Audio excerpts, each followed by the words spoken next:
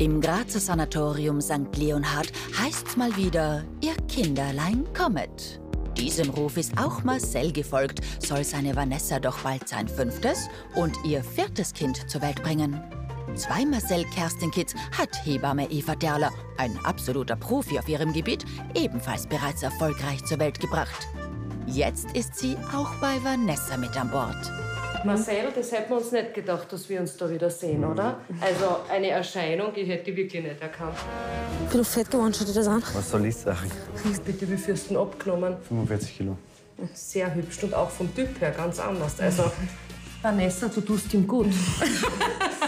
Offensichtlich. Ich bin ein bisschen kompliziert. Ich hab nie so richtig funktioniert. Ich bin defekt, so oft mit Menschen kollidiert. Und im Endeffekt ist alles ständig eskaliert. Doch bin ich bei dir, ist alles anders, alles inklusive mir. Dann habe ich dich kennengelernt und für mich hat sich mein Leben um 100 Grad geändert. Denn bist du da, bin ich nicht mehr dieser Wichser, der ich war.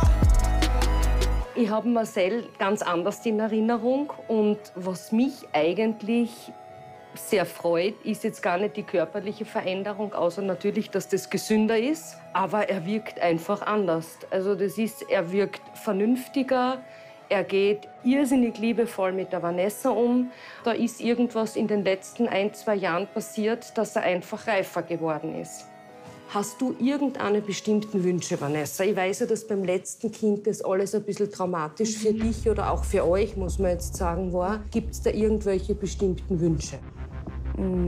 Ja, also bestimmte Wünsche habe ich jetzt eigentlich nicht. Also. Wasser, ist die Wassergeburt was für Nein, dich? das habe ich schon mal probiert, aber das ist nichts für mich. Bei der 2. Geburt bin ich schon in die Badewanne gegangen, aber das hat mir überhaupt nicht gefallen. Also Wassergeburt will ich nicht machen, nein. Ich glaube, es ist ein bisschen mich. zu bald für Schwimmen, dass die kleine schwimmen geht, oder? Das machen wir dann einmal später. Kreuzstich, hast du damit Erfahrungen? Ja, ich habe schon 2 Kreuzstiche gehabt. Okay. Und wenn ich dann, ja, möchte Hat das ich dann gut schauen. gepasst Ja. für dich und hast trotzdem gut mitdrücken können? Ja, Super. das ist alles Perfekt. immer super gegangen. Ja. Perfekt. Ich habe die Vanessa jetzt kennengelernt. Ich muss wissen, wie sind ihre anderen Geburten gelaufen. Und ich sage immer, wenn etwas gut gegangen ist und sie damit gut zurechtgekommen ist, werde ich ihr bei regelmäßiger Wehentätigkeit, wenn das ihr Wunsch ist, auch einen Kreuzstich dann anbieten. Oh, scheiße. Genau. Im Grazer Sanatorium St. Leonhard wird Linas Geburt entgegengefiebert. Die Vorfreude aufs gemeinsame Töchterchen wird allerdings ein wenig durch Hasspostings in sozialen Medien getrübt. Ich freue mich schon auf unsere Medi. Im Jahr. Aber ich habe trotzdem Angst, auch wenn das schon meine 4. Geburt ist. Aber ich Das schafft schon ein bisschen habe so stark. Angst irgendwie, ich weiß nicht warum. Das schafft schon. Vor die Schmerzen. Was mir wichtig ist, und das muss ich dir gleich im Vorhinein sagen, schaut, lass die ganzen Leute angelandet. Ich will mit dem ganzen Welche ganzen Medien-Ding nichts mehr zum da haben. Ich mag das mit den ganzen Webseiten und so, es interessiert mich nicht mehr.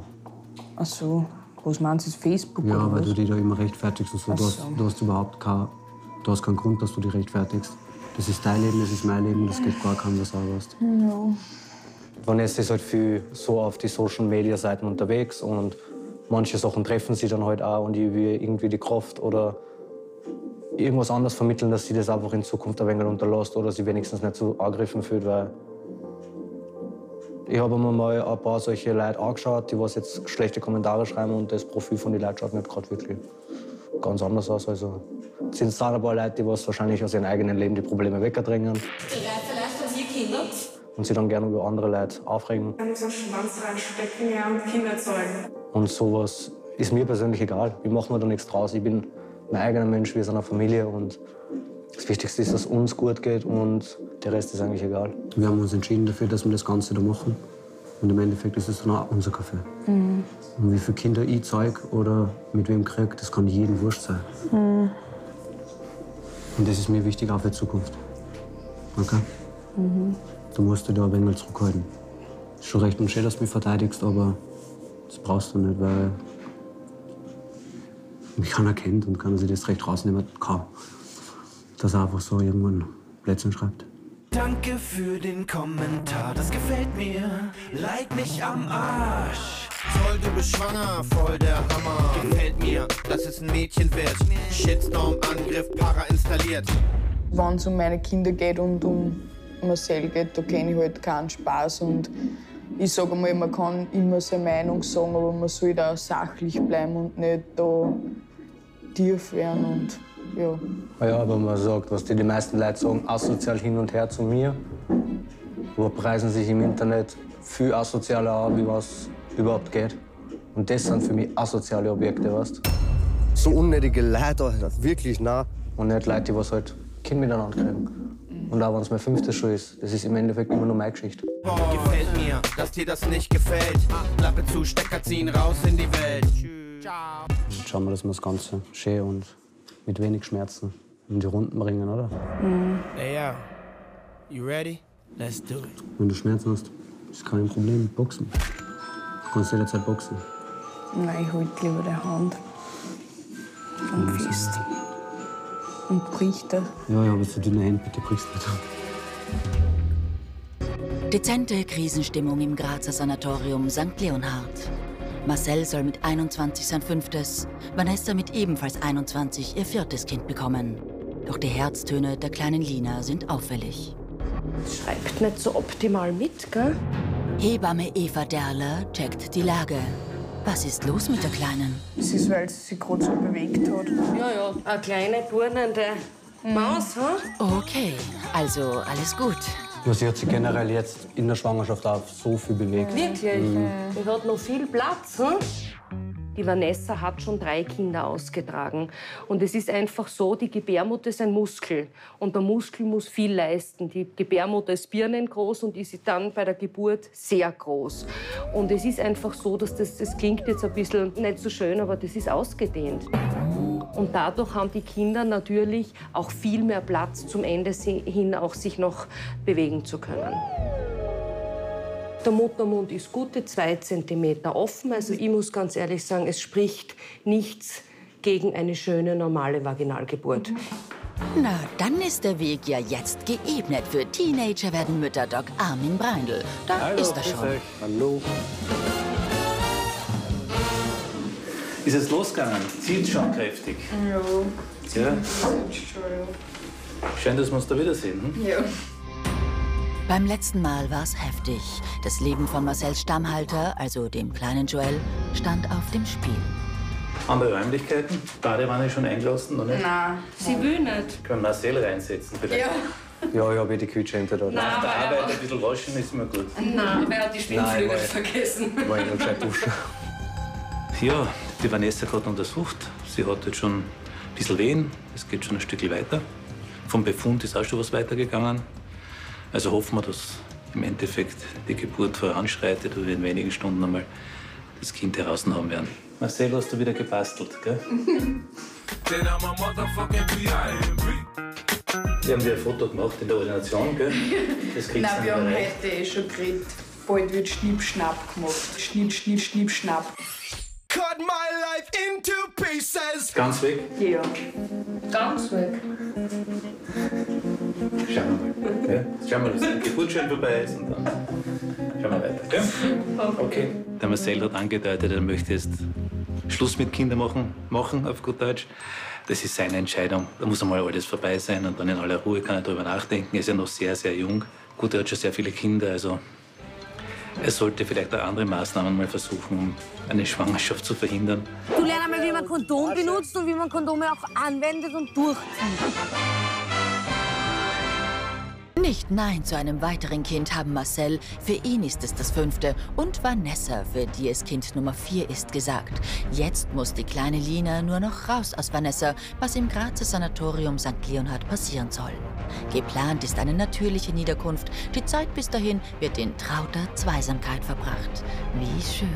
Also es ist auf jeden Fall gut. Ich sage mal für sie auf jeden Fall, dass Ruhe ein wenig gehört und für mich genauso. Und ja, das ist halt dann immer schön, wenn man ein bisschen Zweisamkeit verbringen kann. Endlich mal abschalten und die gemeinsamen Stunden genießen. Vanessa fällt's nicht ganz so leicht. Wegen? Der Geburt.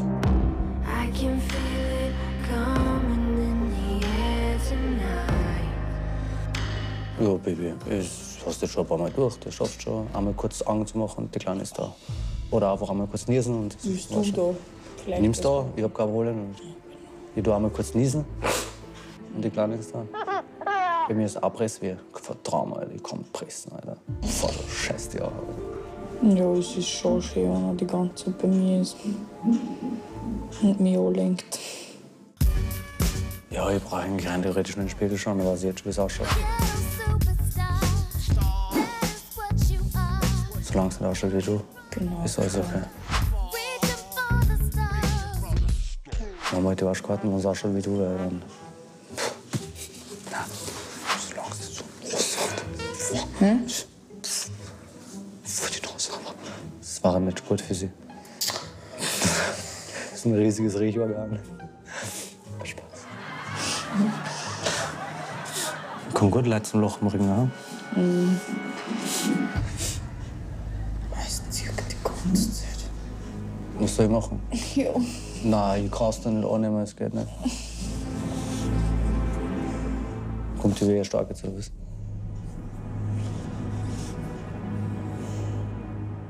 Wenn ich eine Wehe habe, muss ich schon dazu schnaufen. Hm.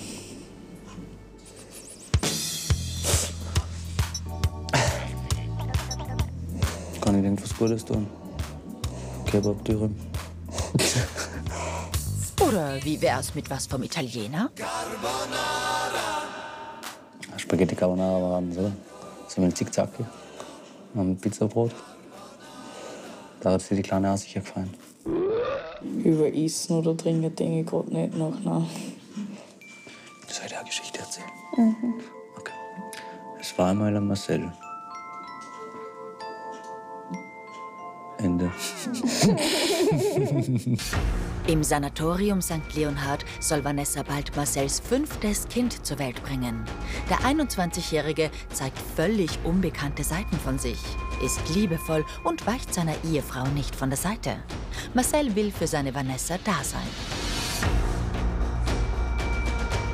Ja, einfach so gut wie möglich versuchen, dass man es emotional ein bisschen unterstützt. Und mehr kann ich eigentlich nicht machen. Man merkt halt schon, dass also der Druck nach unten schon voll geht, also das so drin. Das ist eh super. Und das tut schon voll weh. Schmerzskala 1 bis 10, Vanessa. Wo stehst du? 1 ist Juhu, 10 ist ich muss sterben, circa. Dass ich immer ein bisschen einordnen kann. Wo stehst du circa? Ja, gerade nur 7. Probier dich da jetzt echt reinfallen lassen in die Geburt. Gell? Einfach, es geht wirklich ums Atmen. Lass dich so richtig gehen und wenn du oder wenn du sagst, oh, Scheiße, es tut mir weh, einfach alles rauslassen. Du musst dich für niemanden jetzt zusammenreißen. Es ist deine Geburt, okay? Probier alles das, was rundherum passiert jetzt, einfach zur Seite zu schieben. Bist du jetzt wichtig und dein Baby. Und wir warten jetzt noch ein paar Minuten. Ich schaue dich dann noch einmal vaginal an. Und wenn der Befund sich jetzt noch nicht so geändert hat und der Muttermund eher straff ist, dann würde ich dir empfehlen, dass wir einen Kreuzstich machen.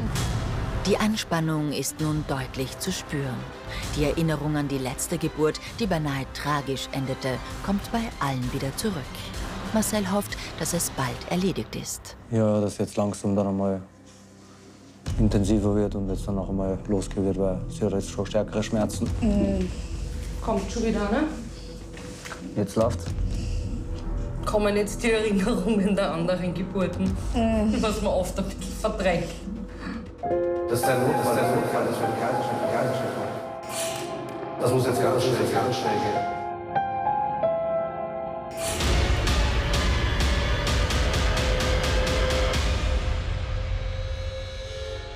Im Sanatorium St. Leonhard werden die Vielfacheltern Marcel und Vanessa mehr und mehr von der Vergangenheit eingeholt.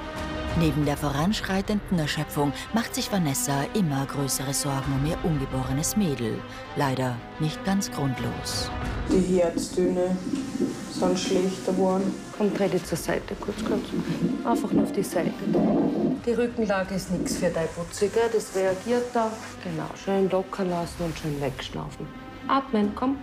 Wegschnaufen. Man hat gleich bei der Vanessa und bei Marcel gemerkt, dass sie irgendwie ein bisschen panisch werden. Ich war bei der letzten Geburt nicht dabei, aber aus der Geschichte weiß ich, dass es eine Akutsituation war. Das Baby lebt schon noch, oder? Ich hoffe, ja. Die dann mit einer Vollnarkose im OP gelandet hat.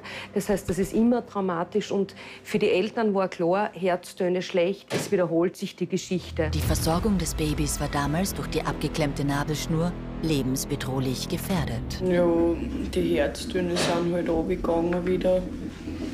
Und ja, da geht es mir halt dann gerade nicht so gut.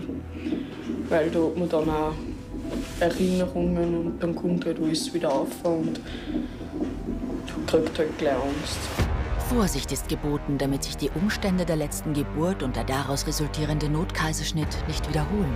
Der Muttermund hat sich eröffnet und dadurch sind die Herztöne von der kleinen Maus abgefallen und da war man natürlich auf der Hut. Dr. Armin Breindl und sein Team haben damals Unmögliches möglich gemacht und den kleinen Joel gerettet. Hoffentlich geht auch diesmal alles gut aus.